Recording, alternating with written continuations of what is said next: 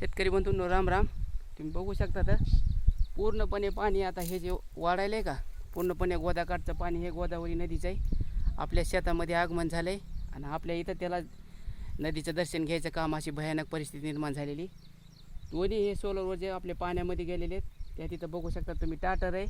ते टाटर बी पाण्यात जाण्याची शक्यता आहे. तर आपण काय केलेलं आहे, आपल्याला काही दम निघाय नाही म्हणून जेवढं सामान वाचवता येईल का, हे बघा हे किटकॅट, टाटर, ऑटोमॅटिक, हे सोलरचा 5 HP कंट्रोलर आहे जे कंपनीचा, ते आपण काढून सुरक्षित ठिकाणी आता घेऊन जाणार आहोत.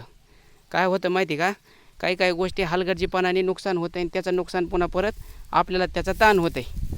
तर एवढं काय अजून समजा ह्या इथं पाहुणी पाणी लागाय थोडं कमी काढता येत होतं, त्या कारणाने आपण काढलं आहे. आता जे जाईन ते जाईन. इरबी पूर्णपणे पाण्यात आता पवायच्या मार्गावर आहे. बघू शकता तुम्ही, काय नाही उगं 1-4 बोटं विहीर राहिली बघा. आणि सोलर ऊर्जाच्या बी पाट्या खालच्या पूर्णपणे पाण्यात गेल्या. धन्यवाद.